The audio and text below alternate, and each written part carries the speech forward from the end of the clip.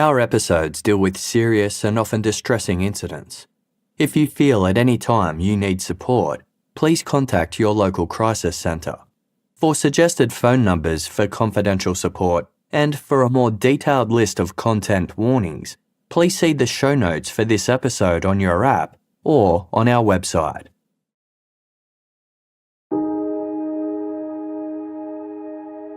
On Saturday, March 21, 2020, Andrew Marquardt, his wife and their 2 children woke to crisp autumn air at their campsite on the Howitt High Plains in the Australian state of Victoria. Located within the Alpine National Park in the state's northeast, the area was popular with campers seeking a rugged and remote spot to be within nature. After breakfast, the Marquardt family decided to venture down into the nearby Wonnangatta Valley, hoping to find a campsite closer to the river. As they navigated the winding tracks, Andrew, an experienced bushman, kept watch for suitable clearings. At around lunchtime, he turned into what looked like a promising spot.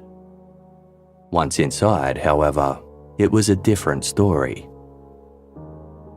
A white Toyota Land Cruiser Ute, apparently new, was parked in the clearing. All along its passenger side canopy were black scorch marks.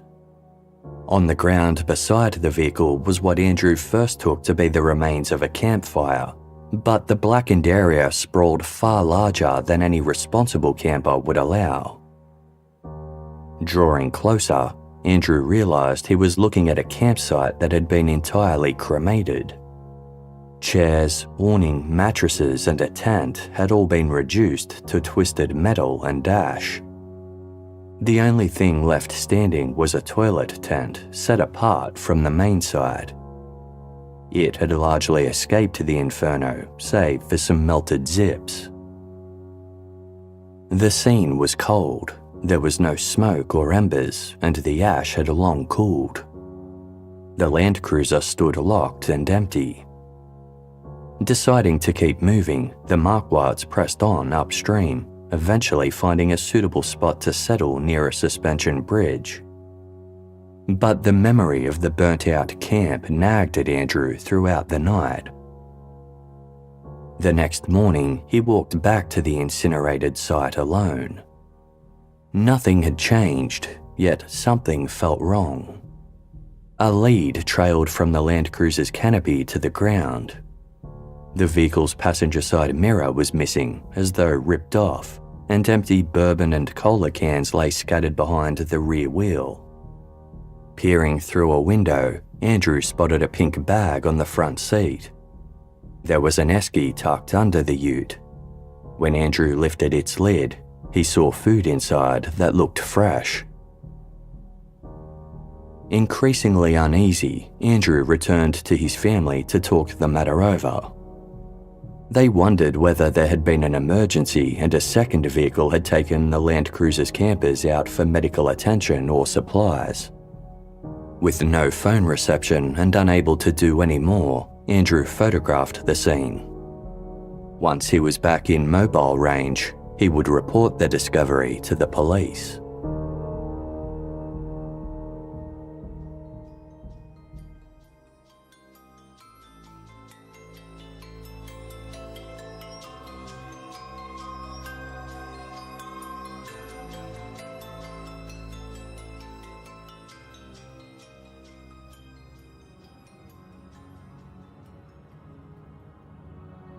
Two days before Andrew Marquardt had discovered the burnt-out campsite, a 74-year-old named Russell Hill was preparing to go camping in the Wonnangatta Valley. This would be Russell's 3rd visit to the area in a month. Just 1 week earlier, he had camped for a single night in the Alpine National Park. It was a 6-hour round trip from his home in the West Gippsland town of Drouin, but Russell relished his time in the great outdoors. A former forestry worker who'd later worked as a truck driver, Russell had embraced camping even more after entering retirement. He was an experienced outdoorsman and still relatively fit for his age, though he moved more deliberately than he had as a younger man. His wife Robin didn't mind that Russell often went camping without her. He had struggled after he stopped working, confiding in a few close friends that his new phase of life was more difficult than anticipated. They had suggested he take up hobbies such as panning for gold or joining a social men's club, but these suggestions hadn't worked out. Travelling out into the wilderness, however, seemed to be something that helped him.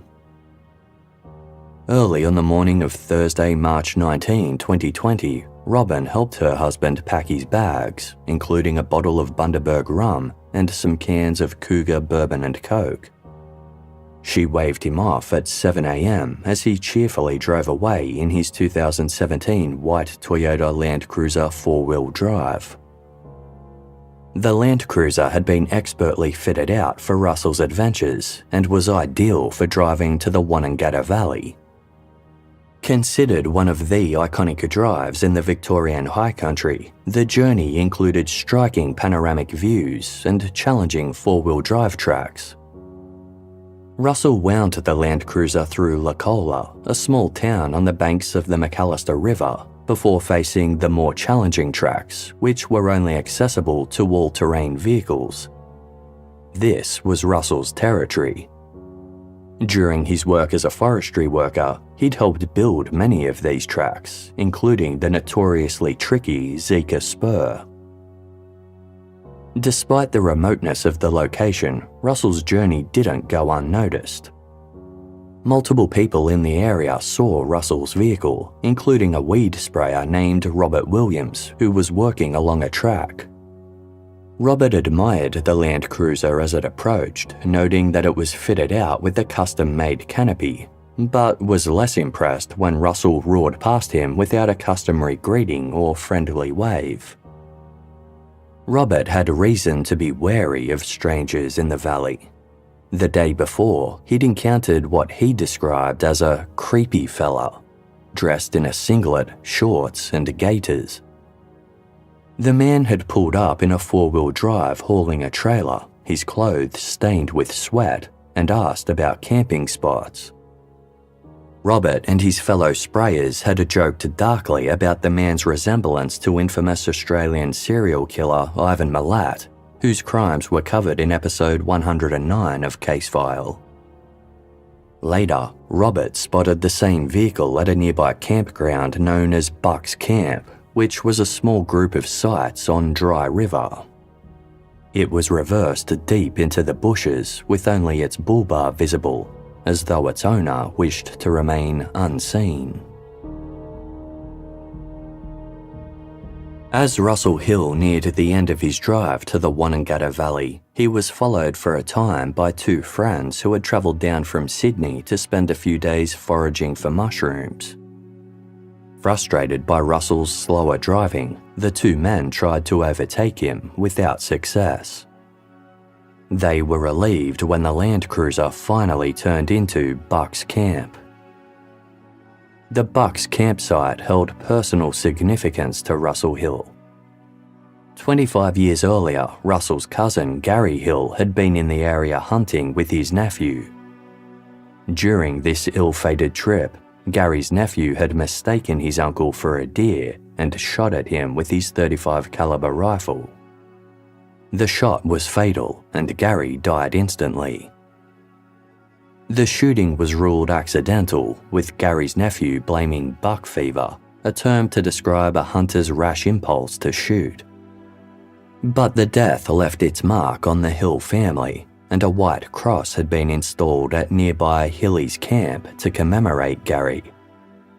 It featured a memorial plaque engraved with the warning, "Not every stag under a rub tree is a deer."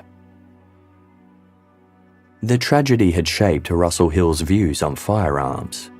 He'd surrendered his inherited shotgun during a gun amnesty and never owned another. Yet, Russell's respect for gun safety didn't extend to other regulations.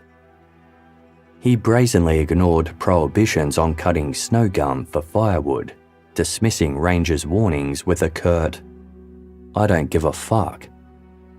He'd also brought along a Mavic drone, the use of which violated the park rule about flying without permits.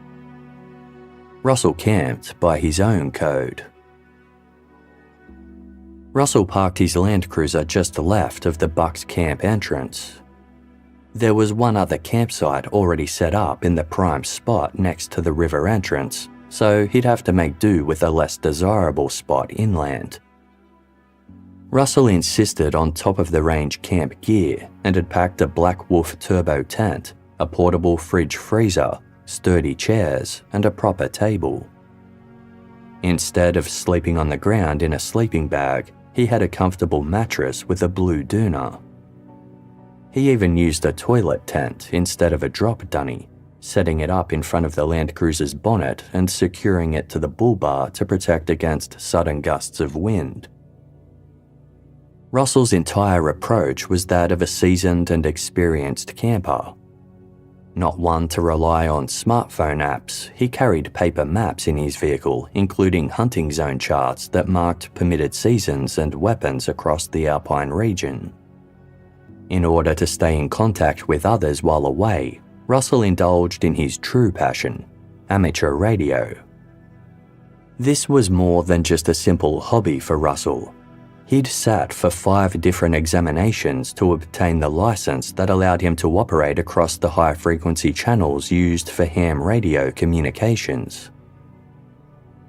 Russell had a sophisticated setup that he took everywhere, a home radio complemented by the portable unit in his car's console, powered by its own dedicated battery.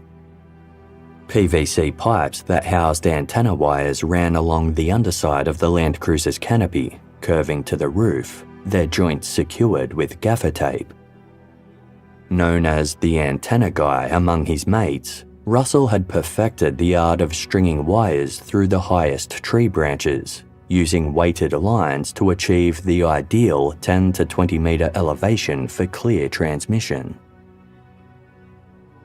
Every evening at 6 o'clock, Russell joined a tight-knit group of fellow amateur radio enthusiasts on frequency 3.675 for their half-hour net, a ritual that was not only social, but a form of safety check for those who were beyond a mobile phone range.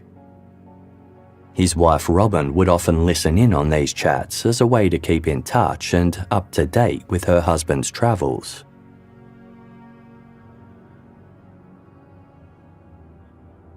The following day of Friday, March 20, Russell Hill was seen by other campers. His drone was also spotted by weed sprayer Robert Williams, who was still working in the area. At around 5 p.m, Robert noticed the drone circling directly over his head. He wasn't a fan of the flying robots. Although they could take good photographs for their users and provide information about the surrounding terrain, Robert found their loud buzzing sound rude and disruptive to the tranquility of the bush. Russell's purchase of the Mavic drone had also surprised some of his friends, as he wasn't typically someone who was interested in high-tech gadgets. But it was a hobby Russell had seemed enthusiastic about, and he'd even named the new gadget, calling it Fred. The drone was a sophisticated and expensive piece of equipment, which Russell controlled through a smartphone interface. The open Wanangata Valley provided perfect conditions for him to explore via the unmanned aerial vehicle. As the drone circled Robert Williams several times, filming him with its camera, he waved up at it. The drone dipped in acknowledgement, then flew off. It continued to hover nearby for about 35 to 40 minutes before disappearing downstream. Not long after this, at 6 p.m, Russell joined his regular evening amateur radio net. Using his call sign VK3VZP, he reported he'd been having transmission issues, but sounded positive overall. His last conversation was with mate Rob Ashlin, discussing possible routes toward the nearby town of Dargo. Russell signed off at 6:40 p.m. Rob would later say that he'd sounded as happy as a pig in shit. Russell missed the next evening's scheduled call. His amateur radio group wasn't concerned, as equipment troubles weren't unusual and he'd mentioned transmission problems the previous day. But 2 more days passed without any contact from Russell. During their nightly nets, the radio enthusiasts called out to their friend, asking him if he'd fallen asleep. As the days wore on, their jokes turned to concern, as they were met with only static in reply. By Friday, March 27, a week had passed since Russell had last checked in with his radio buddies. Rob Ashland could no longer ignore his unease. He contacted Russell's wife, Robin. She confirmed that she hadn't heard from her husband since listening in on his final radio conversation, the same evening Rob had last spoken with him.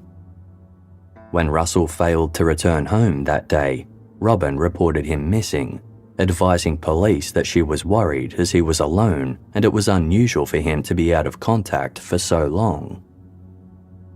2 senior police constables from the town of Maffra headed to the Wonnangatta Valley, Russell's last known location.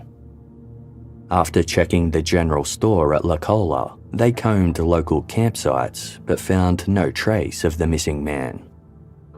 They alerted the people they came across to watch for signs of a lone elderly camper. While beginning their investigation into Russell Hill's disappearance, the police came across a tip that had been reported several days earlier.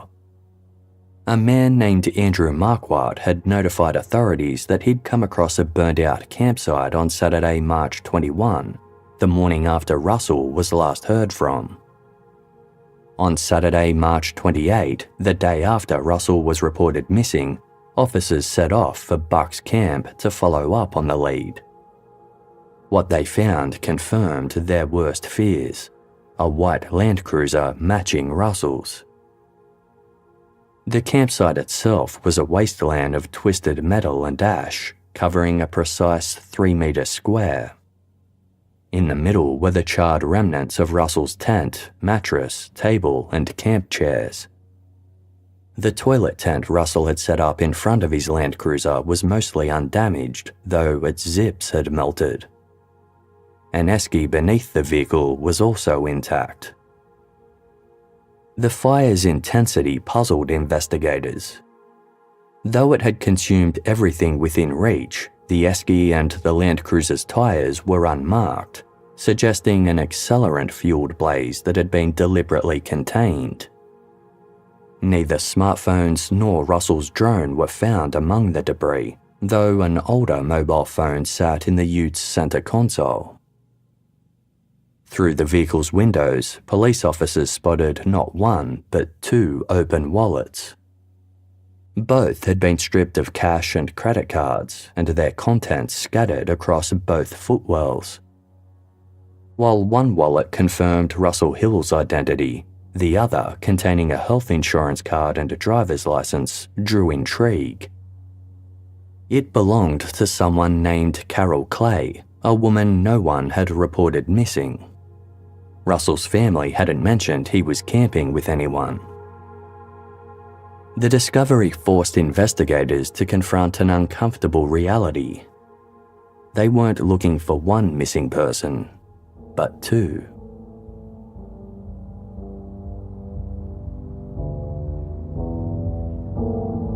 "73-year-old Carol Clay resided in the outer Melbourne suburb of Pakenham. A former president of the Country Women's Association, or CWA, Carol spearheaded a diverse range of programs and actively sought to recruit younger members, telling the Pakenham Gazette on the CWA's 85th anniversary that it was a modern organisation of women looking out for women. Her tenure as president saw her rubbing shoulders with dignitaries at Government House, traversing Australia and the South Pacific for conferences, and holding positions on the boards of several high-profile organisations. In 2018, Carol's tireless efforts were recognised when she was inducted as a Member of Honour of the CWA. Carol's influence extended far beyond the association. She volunteered with hospital auxiliaries and the Red Cross and sat on various committees. She was also so well known for her baking that she was in high demand for lessons and demonstrations. Generous with her time, if a friend was sick, Carol would be there every day, dropping off hearty meals until they got better. Described by one friend as a glamour queen, Carol was never seen without her signature red lipstick, stylish steel grey hair, and pearl earrings. Though her children had grown and had families of their own, she remained actively involved in their lives, doting on her grandchildren from her newly downsized house near the shops and train station. The discovery of Carol's wallet in an abandoned ute nearly 400 kilometres away at Bucks Camp was both puzzling and deeply concerning. Police now faced the difficult task of advising Carol's daughter Emma that her mother had disappeared, seemingly while in the company of 74-year-old Russell Hill. The news came as a shock to Emma. She had known her mother was away camping, but Carol wasn't expected home until the following day of Sunday, March 29. The fact that Carol had been with Russell, however, was not a surprise. The pair had known each other since they were teenagers, and Russell had been Carol's first boyfriend.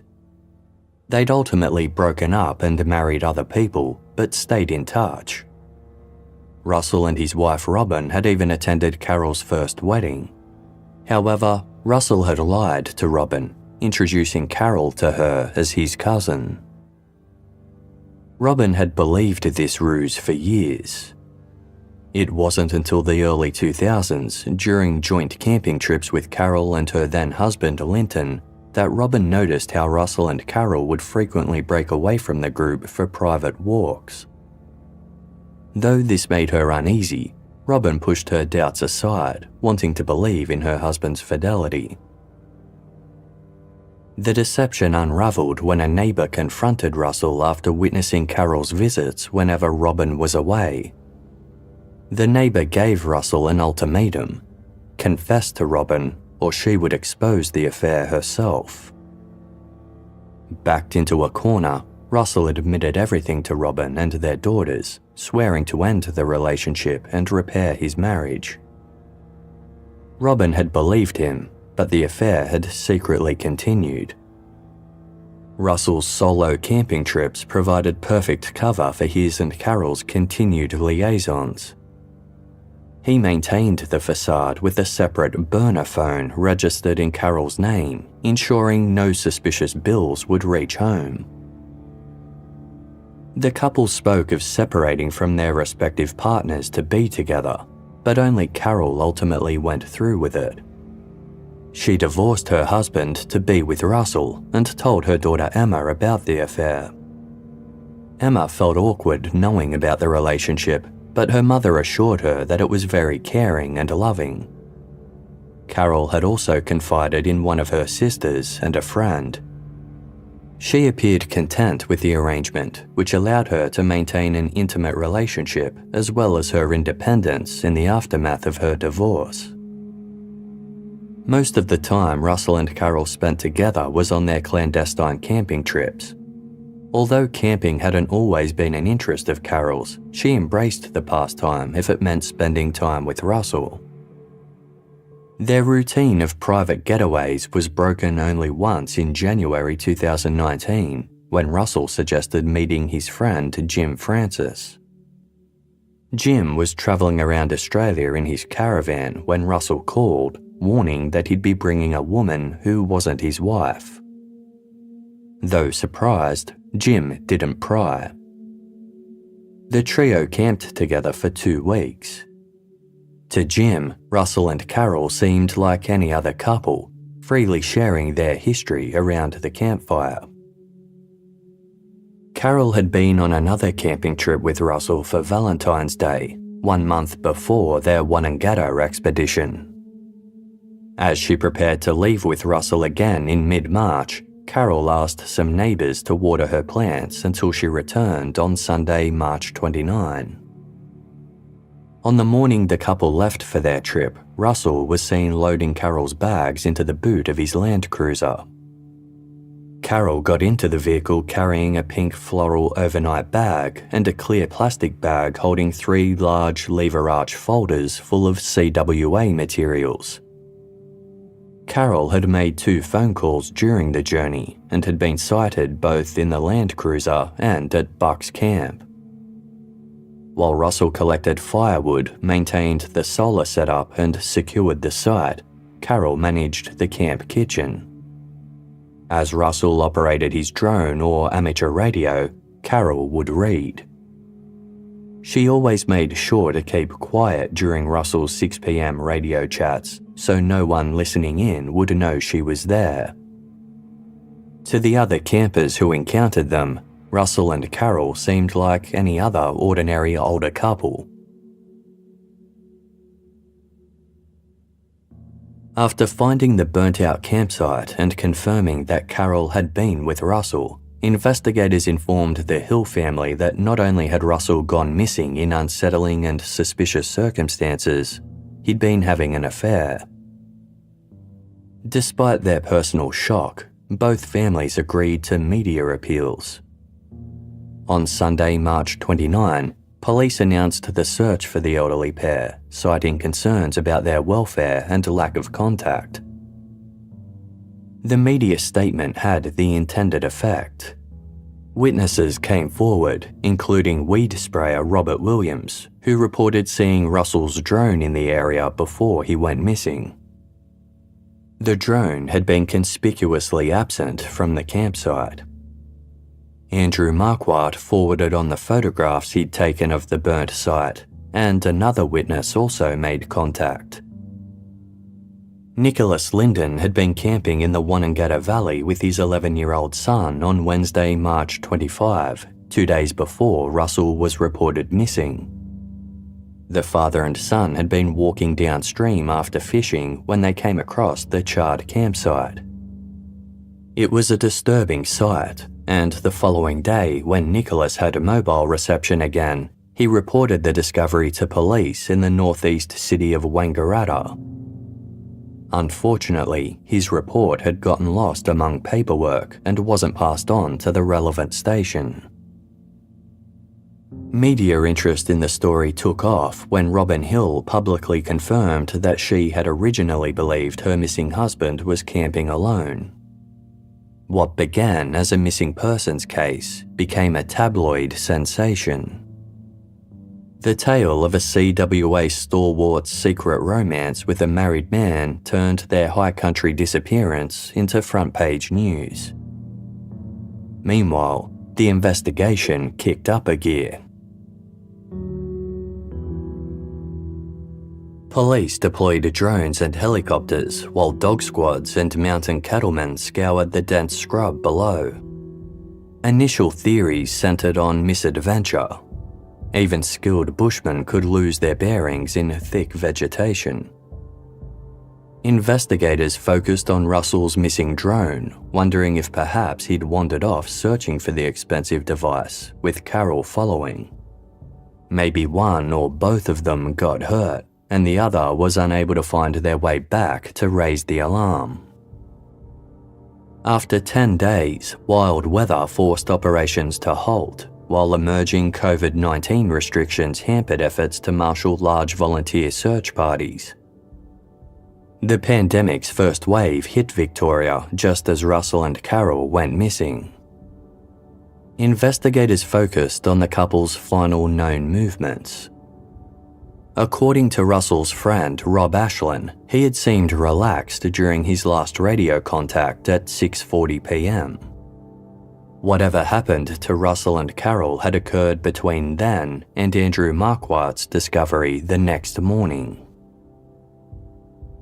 When weather cleared on Tuesday, April 14, searchers returned to explore rougher terrain. But 3 weeks had passed, and hope of finding the couple alive was fading. The Missing Persons Squad took charge, conducting standard proof-of-life checks through banks, hospitals, and phone records.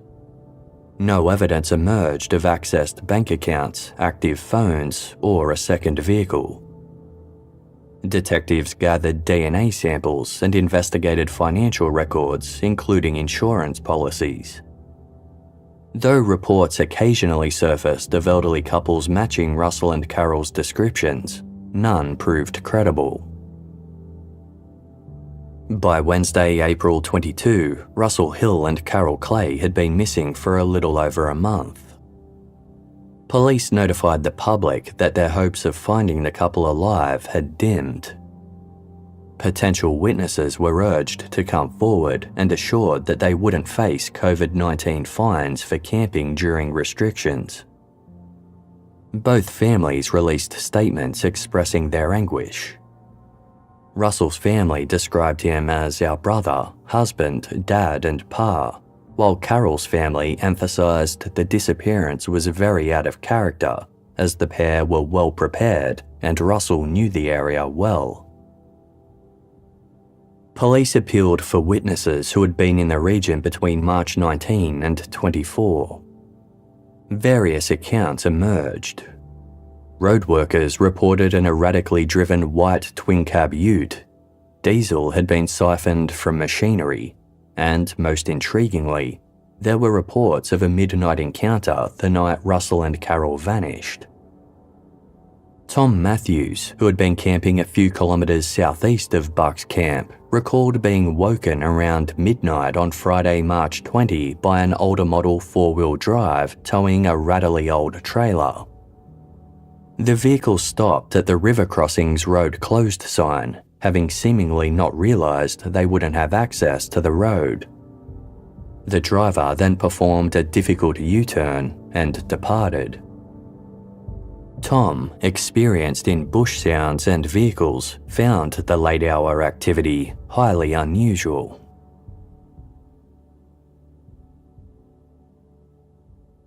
As the case spread online, news sites and social media buzzed with theories. Some were far-fetched, such as the suggestion that people who disapproved of the affair had sent a hitman after the couple. Police dismissed this notion altogether. Other theories seemed more plausible, like the idea that the couple had staged their disappearance to run away together.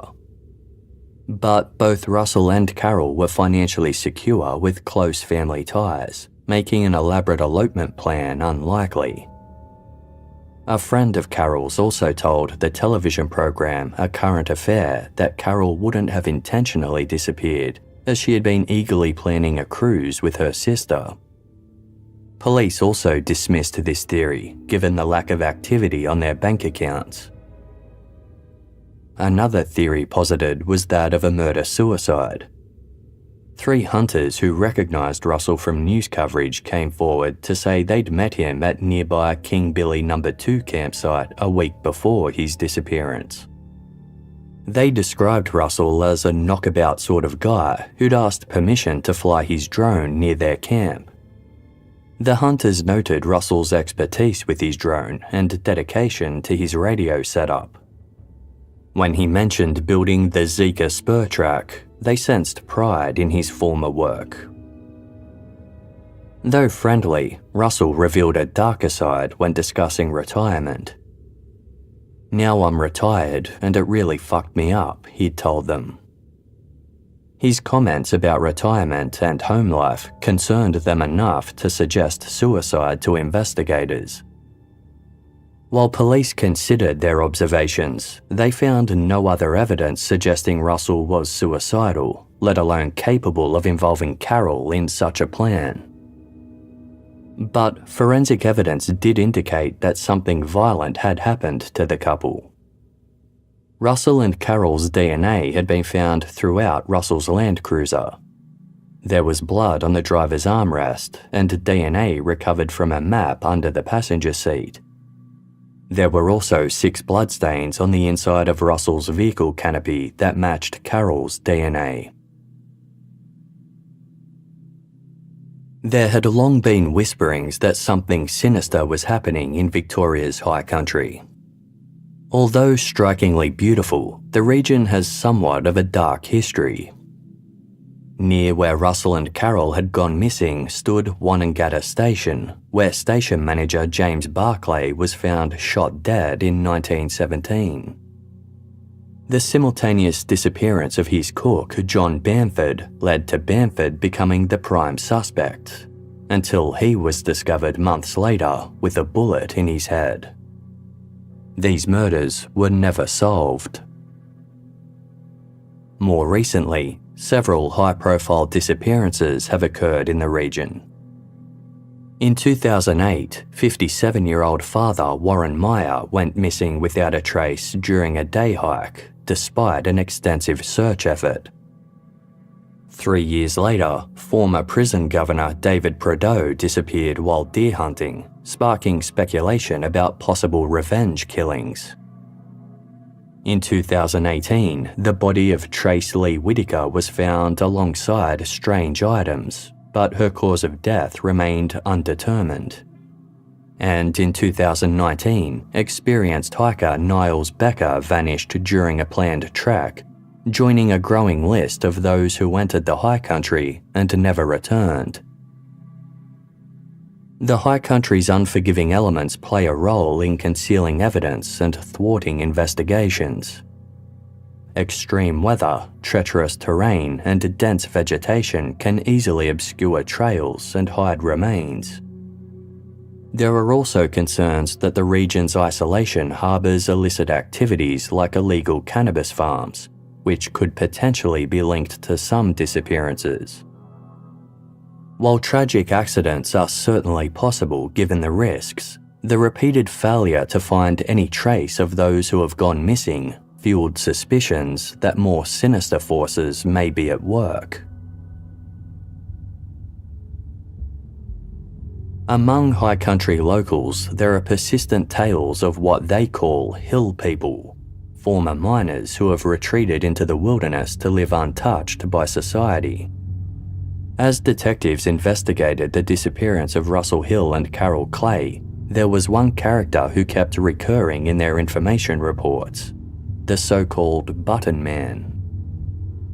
Described as an elderly but athletic man, the Button Man had wiry, weathered skin covered in tattoos and bone-stretched earlobes that gave him an otherworldly appearance.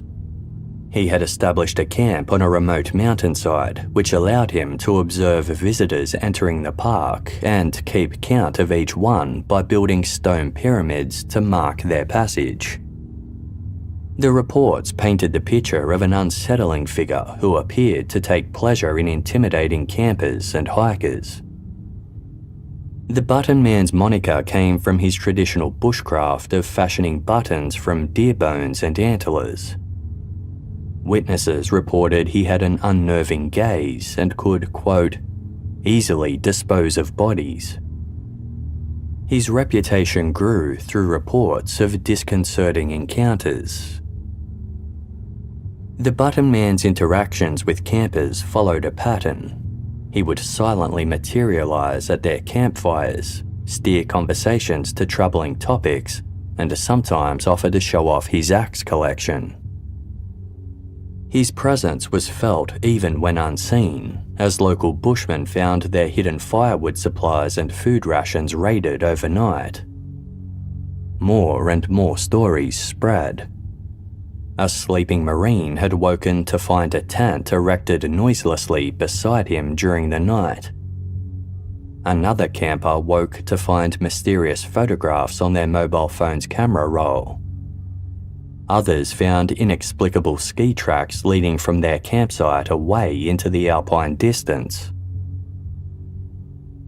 Detectives working the Hill and Clay case were able to track down the almost mythic character to his camp and found him to be quite different from the stories that had sprung up about him. He had been cooperative. Phone records placed him far from where Russell and Carol disappeared, and he never became a serious suspect. Yet, the media's fascination had already taken hold, with tabloids branding the Button Man as spooky and bloody scary. Locals defended him. They knew him as an eccentric but civil bushman who asked only for privacy. The Button Man has been tried, found guilty, and hung out to dry by Metro Media, wrote a journalist for the Mansfield Courier. The publicity proved devastating.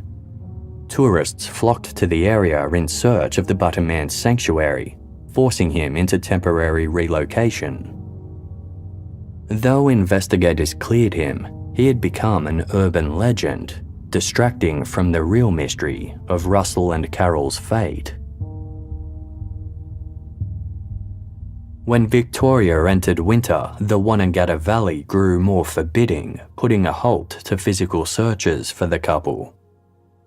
Though the searches paused, investigators pursued every other lead, including alleged sightings at supermarkets that were checked against CCTV footage. Detectives also looked into reports of a reclusive illegal hunter with security cameras and an unsolved death in his past. Phone data quickly eliminated him as a suspect, but detectives suspected that hunting might have still played a role in the case. The high country attracted both legal and illegal hunters pursuing sambar deer, whose antlers attracted high prices. While stalking was permitted year-round, strict regulations prohibited hunting near campsites and spotlight hunting. High country musterer Lachlan Cullican had helped in the search for Russell and Carol and noticed an unusually high number of deer carcasses with antlers removed. This seemed to indicate that there was illegal poaching going on. The Sporting Shooters Association expressed concern about organised poaching operations, stating these criminals are labelled as hunters when they are nothing more than criminals carrying out illegal activity. Detectives wondered if perhaps Russell had captured evidence of illegal hunting on his drone, leading to a confrontation. Friends had described Russell as someone who didn't take crap from anyone, making it plausible that he could find himself in an altercation. An alternative possibility was that either Russell or Carol had been mistaken for prey through unclear thermal imaging equipment and accidentally shot. The panicked hunters might then have eliminated witnesses and destroyed evidence.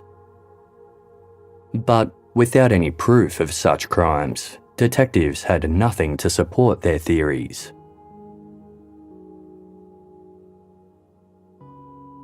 A year passed without answers. A brief spark of hope flared in March 2021 when a drone matching Russell's was found in the area, but investigators confirmed it was not his. Cadaver dogs searched the rugged terrain again, yet still found nothing. Russell's wife, Robin, told the Australian newspaper she believed her husband was dead, but hoped the pair would be found to, quote, face the music. The Country Women's Association, apparently finding the entire situation distasteful, quietly removed Carol's name from their honour roll. Police publicly stated that they believed the couple was dead and had been the victims of foul play. They also made an appeal for information about their most puzzling lead. During their investigation, they had been able to identify almost every vehicle that had been in the area when Russell and Carol went missing, all but one. A Nissan Patrol, possibly white, hadn't been tracked down. In April 2021, investigators suddenly shifted their focus to Mount Hotham, 80 kilometres northwest of the burnt campsite, where they retrieved 2 shovels designed for moving loose material. Police were tight-lipped about the shovel's significance. Following this, the case dropped from the headlines once again and seemed destined to fade into mystery. Until 6 months later, in October 2021, when police announced they were making significant headway. Soon after, advertisements ran for an episode of current affairs program 60 Minutes that would be covering the case. Tantalising soundbites suggested that police were finally closing in on a resolution. On Sunday, November 7, 60 Minutes aired what appeared to be a simple recap featuring Russell's daughters Debbie and Colleen and Carol's sister Jill. But Detective Inspector Andrew Stamper had an ace to play. Central to this case are these roadside cameras, he revealed, indicating footage from the valley's access roads. We've accounted for every vehicle that left that weekend, except one. That vehicle, a dark blue mid-90s Nissan Patrol with distinctive modifications, had now become their primary focus. The grainy image showed only a side view, its occupants and number plate unclear. This revelation appeared related to investigators' earlier appeals for an unidentified Nissan Patrol, though that vehicle had been described as possibly being white. Russell's daughter Debbie made a raw appeal to the public, stating, "If someone watching knows what happened, surely your conscience is telling you that you need to speak up. Even if it's only a tiny thing, even if you only have a slight suspicion, you need to come forward so both our families can put this to rest."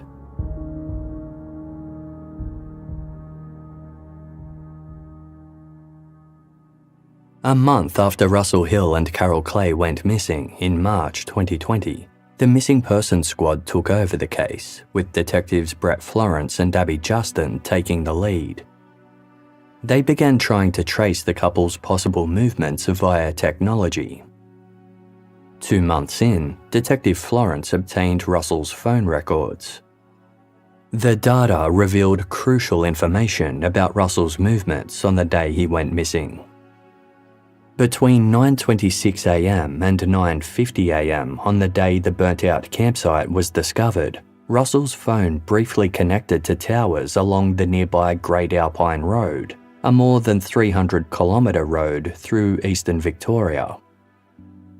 Because it connects to multiple ski resorts, the road features automatic number plate recognition cameras installed to monitor resort access permits.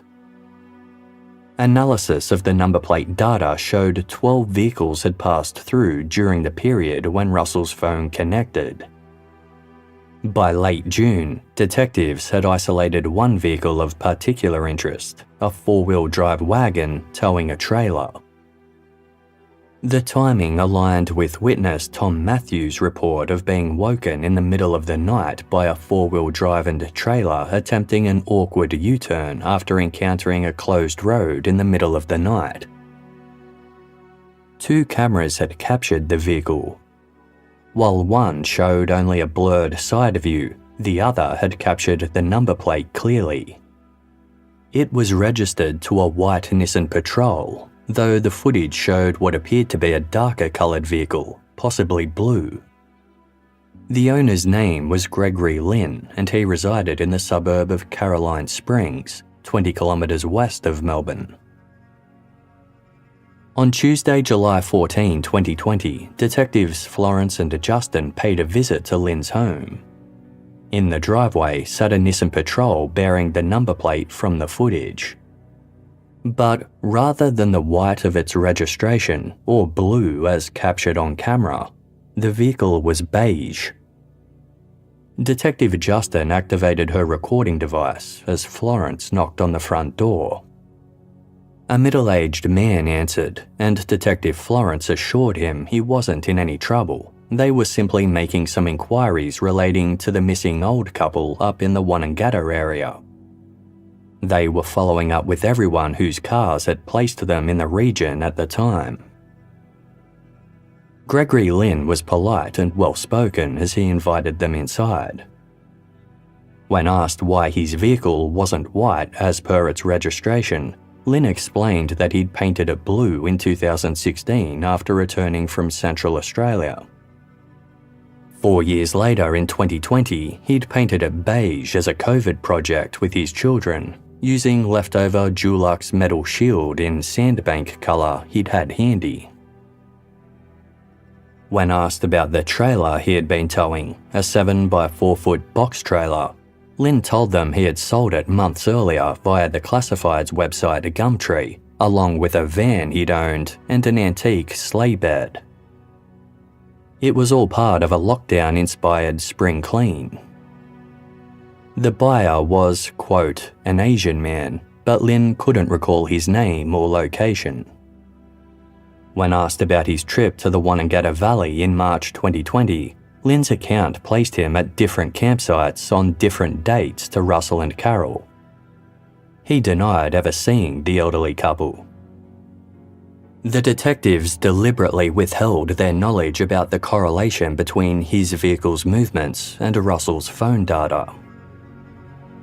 When detectives Florence and Justin left Lynn's home that day, they turned their attention to finding out everything they could about Gregory Lynn.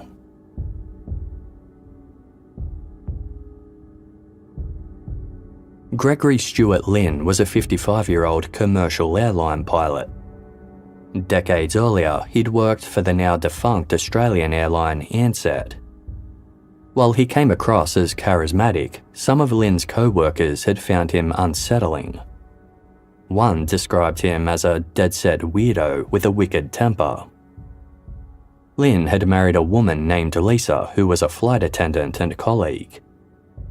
They built a sprawling family home in Mount Macedon, had 2 sons, and, inspired by the movie Babe, bought a piglet they named Pig. To outsiders, it seemed idyllic. Behind closed doors, a darker story emerged. Lisa's family and friends described Gregory Lynn as increasingly controlling and abusive. Lisa's mother would later detail frequent incidents of physical and mental abuse. She said that on one occasion, Lynn had exploded into a fit of uncontrollable rage after another man spoke to Lisa and her mother while they were out for dinner at a pub. He verbally attacked the man in the bar, then redirected his rage at Lisa after they left. A former neighbour later told 60 Minutes about a punishment meted out by Gregory Lynn when Lisa had drunk too much. Lynn's own unsworn statement corroborated this account. He described wanting to teach Lisa a lesson for her drunkenness. I bound her hands and feet with masking tape and carried her outside into the backyard. I put her near the back steps and hosed her down with water from a garden hose, and she got extremely cold. I agree this action was quite unusual, but my intentions were for her to never drink to excess like that again. Lisa was left to freeze overnight. The allegations grew more sinister. After Pig dug up Lynn's prized plants, Lynn allegedly killed the beloved pet with an axe, leaving its head on the doorstep for Lisa to find. Neighbours reported finding their dog strung up on their fence, its throat slit, after Lynn had complained about its barking. In another incident, he allegedly killed a stray pig with a shovel when it wandered onto his property. The marriage crumbled after Lisa discovered photos confirming Lynn's affair with another flight attendant in his pilot bag. Lisa subsequently sought help through the family court for child maintenance. An interim intervention order was imposed in March 1999, preventing Lynn from assaulting, harassing, or threatening Lisa. He would later plead guilty to breaching this order twice, once by breaking in and stealing the family car, purposely leaving Lisa stranded. Though Lisa documented the abuse in a diary, she feared pressing charges. On Tuesday, October 26, 1999, she was found dead in their Mount Macedon garden. The coroner found she had died from a combination of prescription drugs and alcohol, with a blood alcohol reading of 0.21. No suicide note was found, and Gregory Lynn had a solid alibi. However, Lisa's family never believed she would take her own life, citing her religious beliefs and devotion to her children.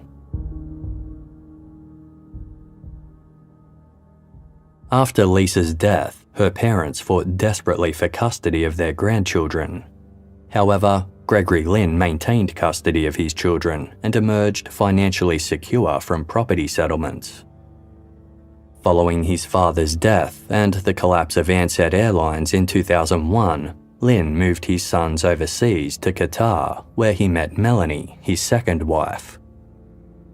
Returning to Australia in 2007, Lynn joined Jetstar Airways, rising to check and training captain, a prestigious position that involved conducting flight proficiency tests and certifying other pilots' competency. Colleagues described him as methodical and precise, essential traits for the role. That same year, Gregory and Melanie Lynn welcomed their own child. Between flying jobs, Lynn had worked as an asparagus picker and as a river guide in Tasmania. His passion for the outdoors saw him regularly camping and fishing alone, often sleeping under the stars rather than in a tent. For Lynn, membership in elite outdoor clubs formed a crucial part of his identity. He enjoyed shooting and was particularly proud about being a member of the Little River Raiders for Single Action Shooting Club and the Melbourne International Shooting Club. His acceptance into exclusive clubs and prestigious memberships were badges of pride that he guarded jealously. His latest outdoor pursuit was beekeeping, which began as a COVID project. He and Melanie tended their backyard hive in white protective suits until one day the bees penetrated his mask. The resulting allergic reaction threw his heart out of rhythm, requiring 4 adrenaline shots and hospitalization. Grounded from flying until his heart stabilized, he took on duties in simulation training. The more detectives discovered about Gregory Lynn, the more they questioned the wisdom of him having been responsible for safely transporting hundreds of airline passengers at a time.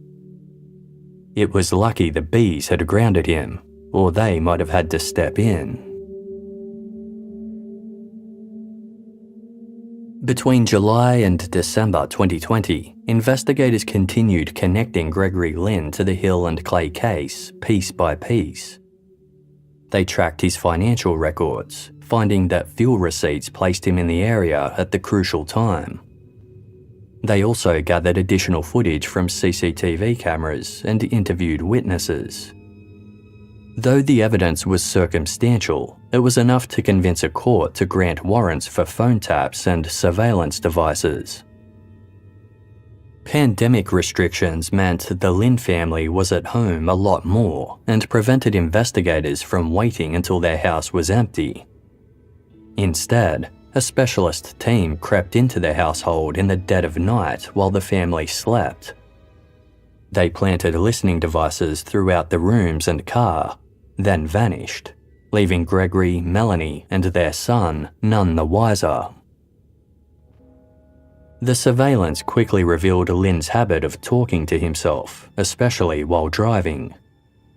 He muttered cryptically about little old people, about courts and who got to decide what was right and wrong, and the supposed persecution of white people. He also wondered aloud about why ballistics experts hadn't requested samples of his ammunition. After the bugs revealed that Lynn and his wife Melanie regularly watched the current affairs show 60 Minutes, investigators came up with a plan. They orchestrated a special episode with the show's producers with the aim of provoking Lynn. On the evening of Sunday, November 7, 2021, detectives listened intently as the sound of the distinctive 60 Minutes clock ticked through the Lynn's lounge room speakers.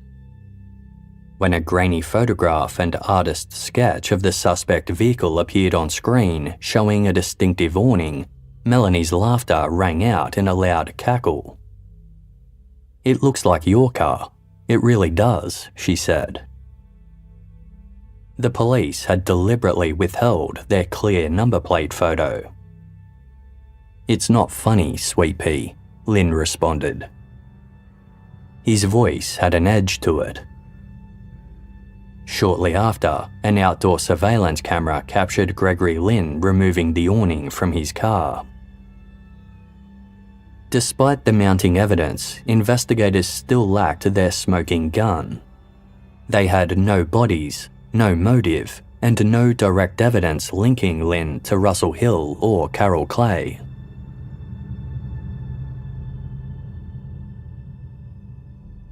On Monday, November 22, 2021, Lynn left for another solo camping trip.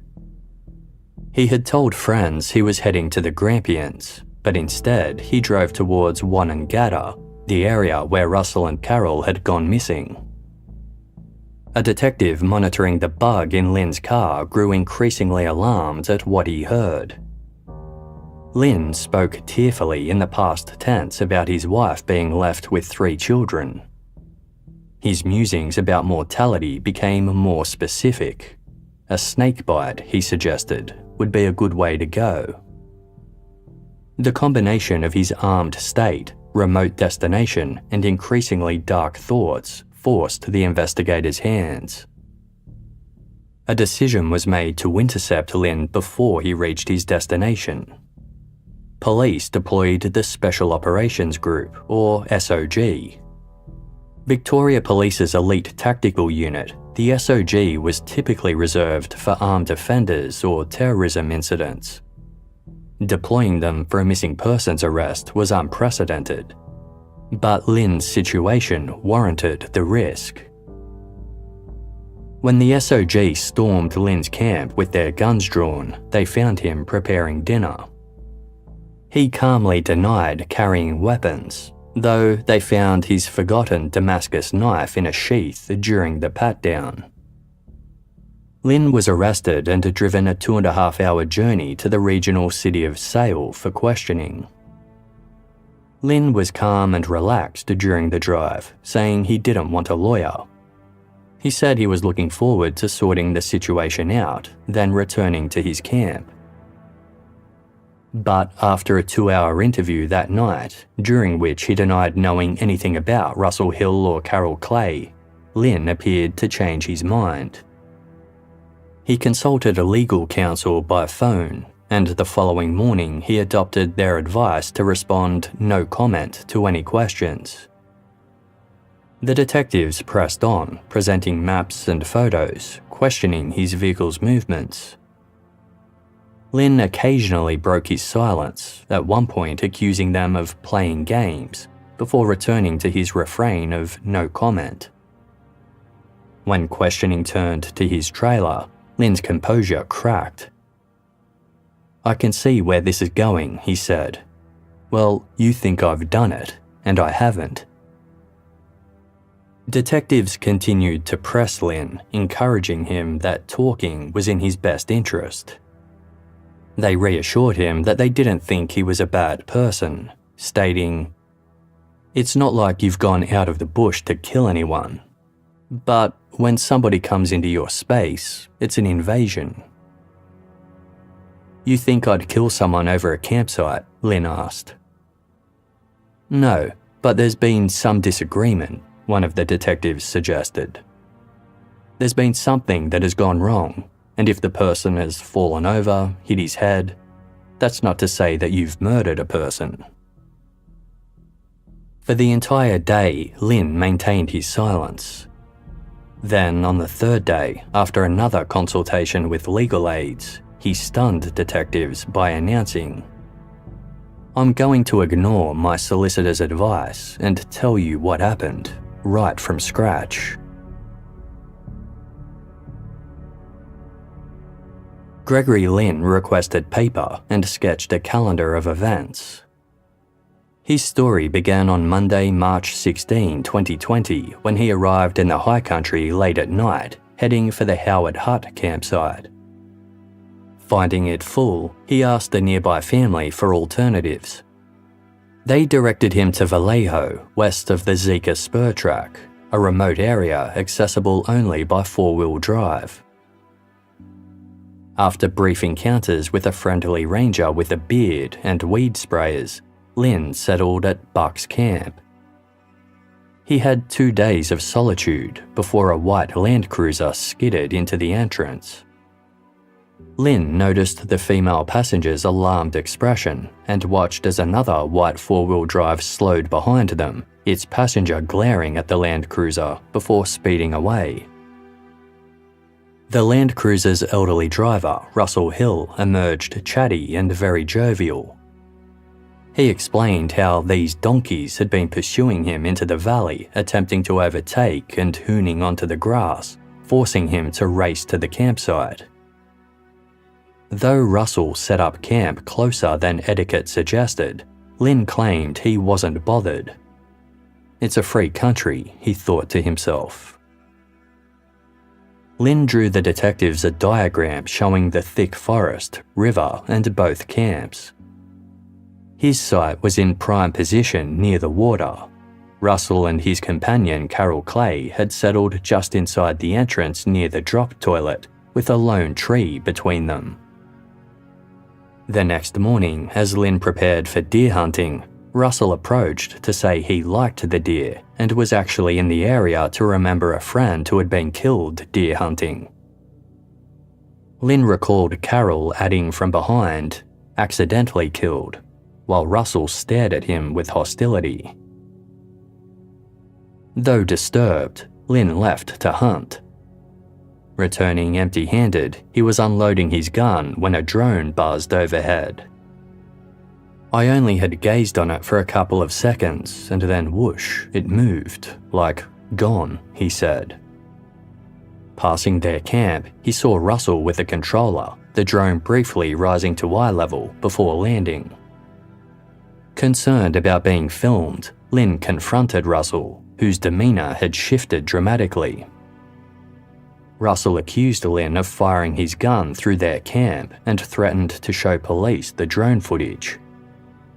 "That's just ridiculous," Lynn replied. He believed Russell was trying to force him from the prime riverside camping spot, hoping he would pack up and leave. Lynn's response was, by his own admission, childish. He opened the doors of his Nissan Patrol and blasted music, from my era, not his, choosing the most irritating songs possible. His firearms, a rifle and a Barathrum Arms straight-pull shotgun, lay packed in gun bags on the back seat with ammunition on the front. After blaring music for hours, darkness had fallen when Lynn heard a rustling sound.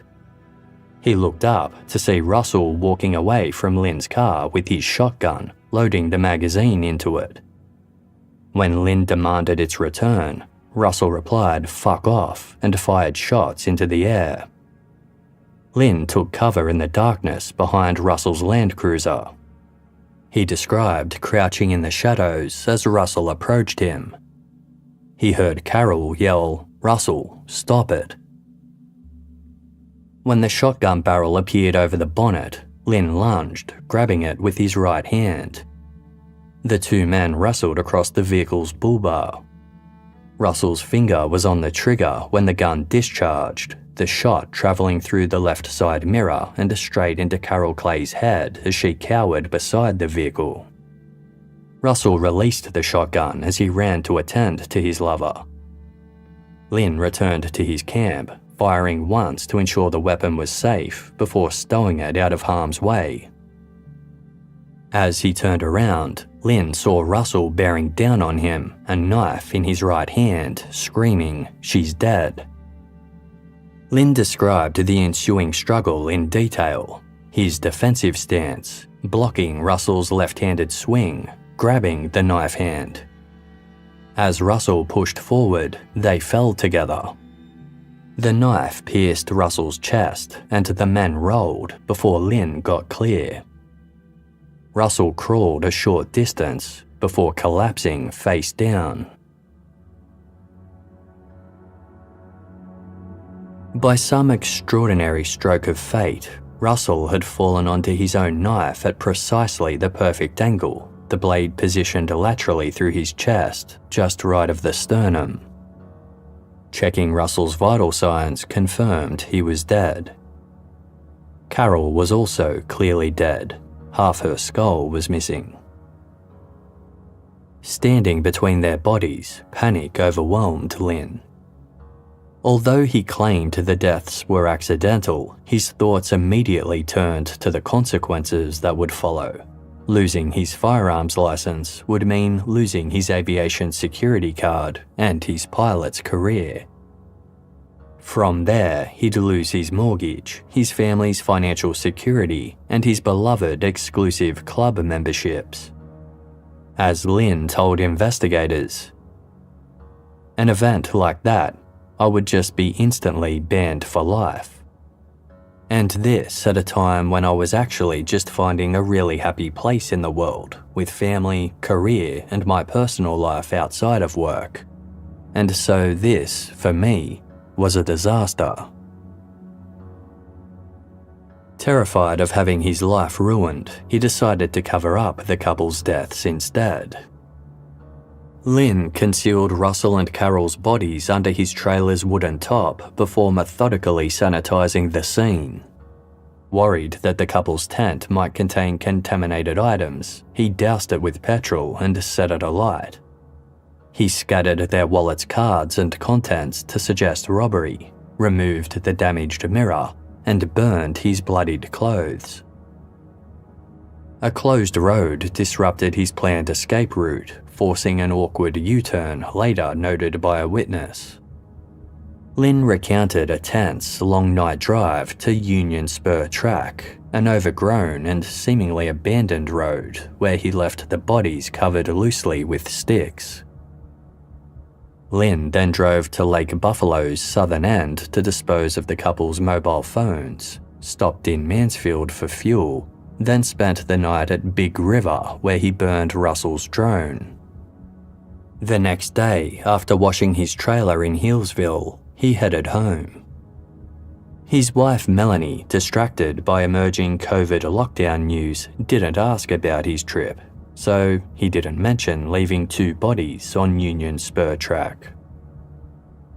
As COVID restrictions dominated headlines alongside reports of the missing campers, Lynn waited daily for news of the body's discovery.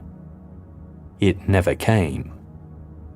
During a brief easing of lockdown restrictions on Wednesday, May 13, 2020, he returned to Union Spur Track to check on the remains. After 54 days, the bodies remained untouched but were badly decomposed. Surprisingly, no animals had interfered. Lynn added more sticks and rocks before leaving. Even though Lynn hadn't been under surveillance then, he became increasingly paranoid. When the president of one of his clubs and a previously dismissive manager suddenly took an interest in his camping habits, he became suspicious. Then the police approached him at home, and Lynn decided he needed to act. He waited through winter, knowing Russell and Carol's bodies would remain undetected due to the snow-blocked roads. When restrictions finally eased, he again returned to Union Spur Track at sunset on Wednesday, November 18, 2020. 9 months had passed since the killings. Russell and Carol's bodies remained where Lynn had dumped them, though they had now been ravaged by wild dogs. Lynn described dousing the remains with 2 liters of kerosene, then setting them alight.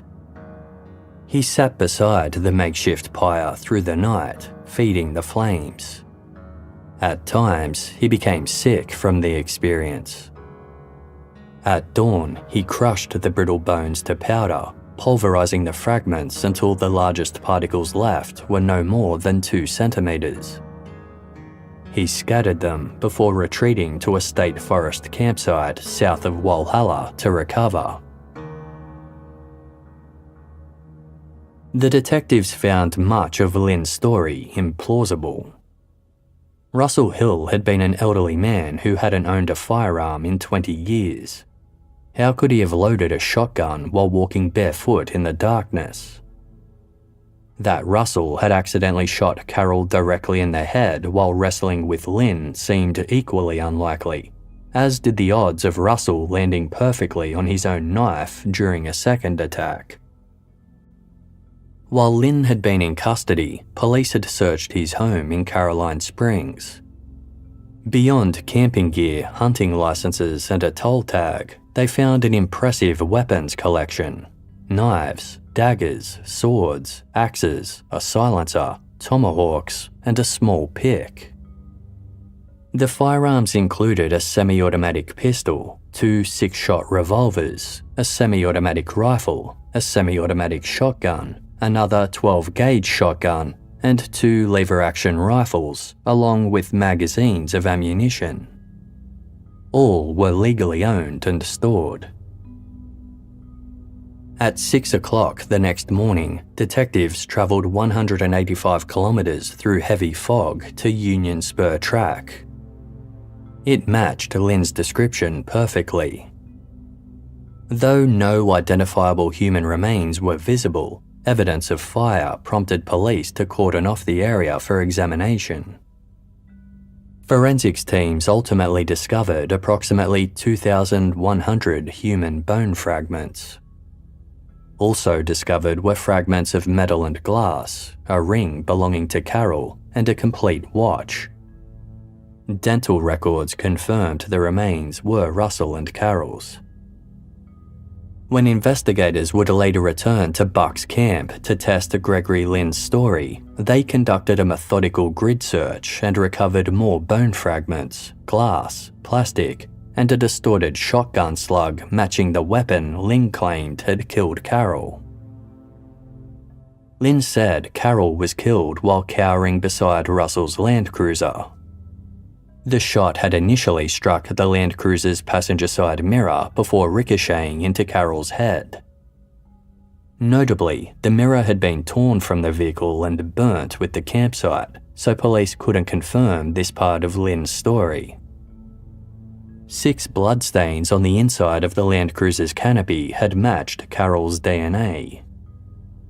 Bloodstain pattern analysis indicated a forceful event involving liquid blood forward of the canopy's interior partition. Police tested Lynn's account with a series of experiments using a shotgun to see whether Carol could have really been killed as Lynn said. They found that she could have been, but they remained skeptical of Lynn's story. There was no way to test whether Russell Hill had died the way Lynn described, though forensics indicated he too had died at Bucks Camp, and his blood had been found in the Land Cruiser as well. At 6 p.m. on Wednesday, November 25, 2021, over a year and a half after Russell Hill and Carol Clay were killed, Gregory Lynn was charged with their murders.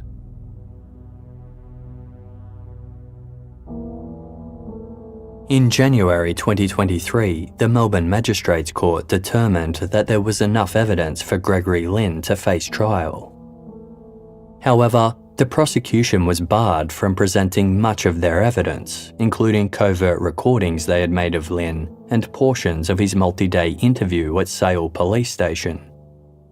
Nor were the jury permitted to hear about Gregory Lynn's alleged violence towards his first wife or her mysterious death.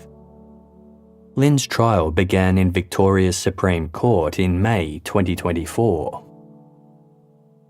The prosecution outlined their case, alleging Lynn shot Carol Clay in the head and killed Russell Hill by unknown means on Friday, March 20, 2020 at Bucks Camp.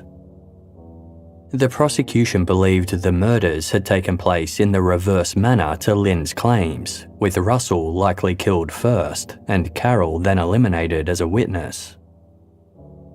Witnesses described discovering the burnt campsite, while police detailed evidence from phone towers, surveillance footage, and interviews. Experts testified about bone fragments, bullet trajectories, DNA, and insect larvae. Russell Hill's wife, Robin, gave poignant testimony. Due to limited mobility, she sat in the media box rather than the podium. Robin recalled listening for Russell's nightly radio calls and growing alarmed when his voice went silent on Saturday, March 21. Her composure remained intact as she recalled realising her husband was missing and the subsequent tabloid coverage exposing his affair. Robin was stoic as she testified, jotting down details in a notebook. After 4 weeks of prosecution testimony from 49 witnesses, the defence called just one witness, Gregory Stuart Lynn. It is rare for an accused murderer to take the stand given the risks of cross-examination. However, the move signalled confidence in Lynn's ability to present his version of events and create reasonable doubt. Speaking softly and precisely, Lynn described the deaths as accidental. He repeated his claims of the fight over the gun, Carol being shot, and Russell falling on his own knife almost word for word as he had in his police station confession. He apologised to the victims' families, acknowledging his actions to conceal the deaths were despicable, but maintaining his innocence regarding murder. "I'm very sorry for your suffering," he said. The prosecution highlighted the few inconsistencies in Lynn's account, including conflicting descriptions of the weapon involved and the implausibility of his story about a struggle across Russell's vehicle. A photo showed a guy rope attached to the car that would have obstructed the alleged fight. Lynn calmly stated he didn't remember the rope. He might have slipped under it, he said, but he never noticed it.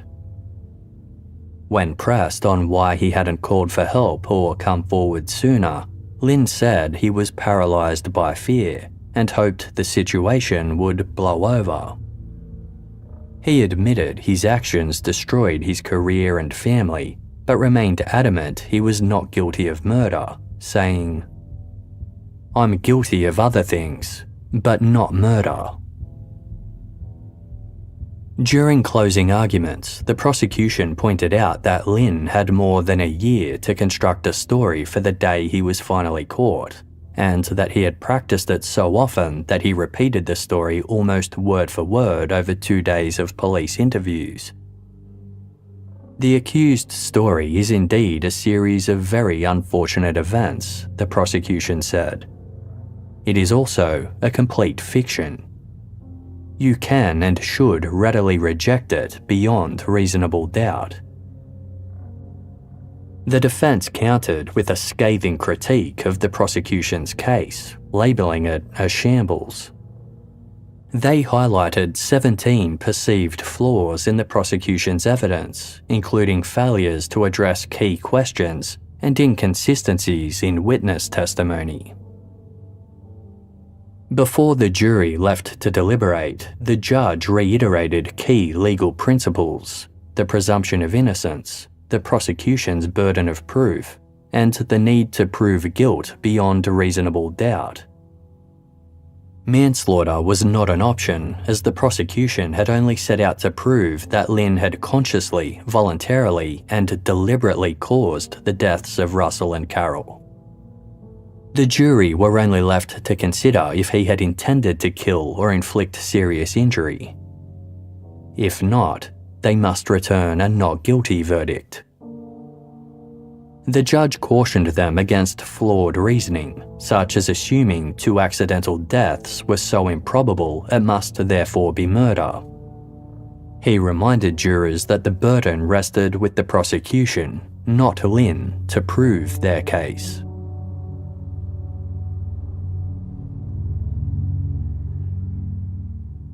The jury deliberated for 6 days before notifying the judge that they had reached a verdict.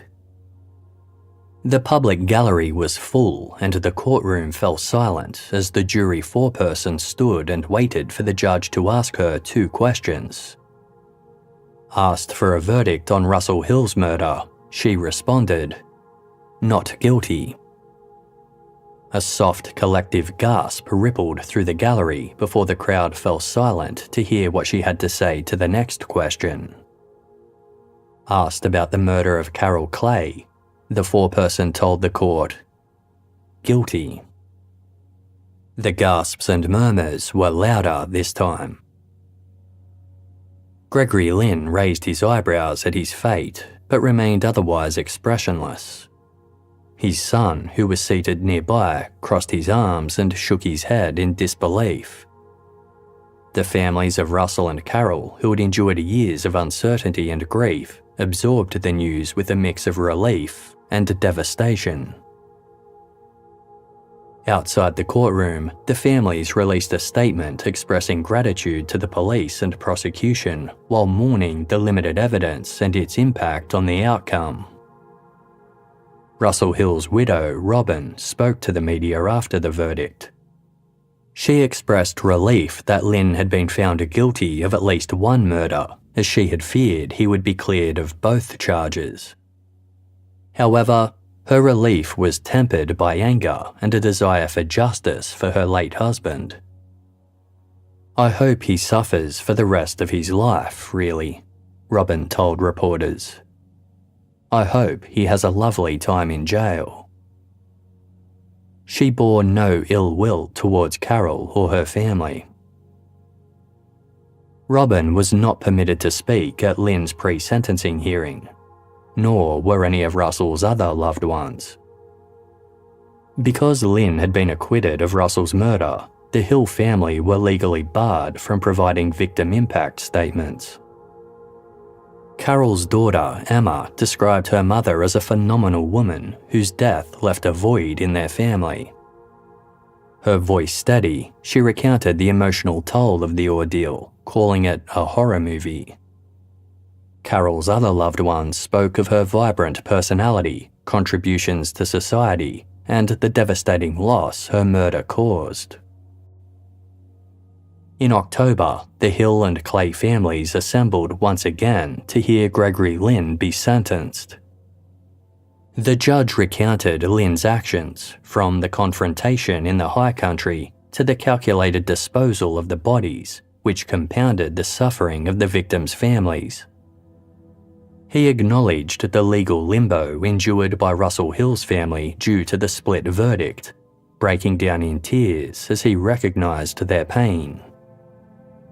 Gregory Lynn was sentenced to 32 years in prison for Carol Clay's murder, with a non-parole period of 24 years. This meant that Lynn will be 79 years old at the youngest when eligible for release.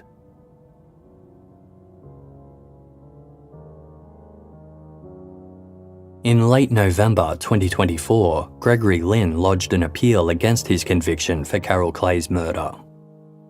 As of the release of this episode, Victoria's Court of Appeal have yet to decide whether to hear Lynn's appeal, which means he could face a new trial in 2025.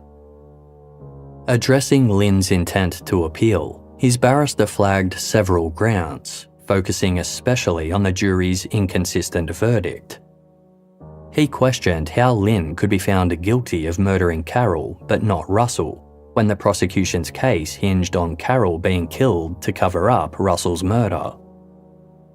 This contradiction, the defence argued, could undermine the entire verdict. The verdict did cause some initial confusion among members of the public who had been following the case. The jury's acquittal of Lynn for Russell Hill's murder indicated they hadn't been convinced by the prosecution's case. But their conviction of him for Carol Clay's killing pointed to them not believing Lynn's claims either. He had always insisted Carol had died first following an accidental shooting by Russell, yet the jury found Lynn responsible for her murder. As Australian juries are not permitted to speak publicly about their deliberations, people could only speculate as to how they had reached their verdict. Crime journalist John Sylvester interpreted the verdict to his readers in an article for The Age, writing, "It would appear the jury concluded that Russell was killed in unprovable circumstances, but Lynn then murdered Carol because she was a witness to the death. With the option of manslaughter off the table, the jury had to conclude whether Russell was murdered, a deliberate act, not just unlawfully killed, a reckless act. With no forensic evidence, it was impossible for the jury to establish the exact circumstances of Russell's death, but they apparently concluded it was so damning that Lynn chose to kill Carol and destroy the crime scene in the cover-up. Sylvester noted that it's unusual for a random gunshot to hit someone ducking from the line of fire, and even more so for a ricocheted shot to hit someone in the head. This made Lynn's claims about Carol's death highly unlikely, although there was evidence that she had been shot. The jury had probably disbelieved Lynn's story about Russell falling on his knife and dying instantly from a single stab wound as well, but could not convict him due to the lack of evidence as to how Russell had died. Lynn's complete destruction of the couple's remains and their campsite made determining the truth almost impossible. Only one person alive knew the truth, Sylvester wrote. That is Gregory Lynn, who will now be in his cell reflecting on the jury's decision.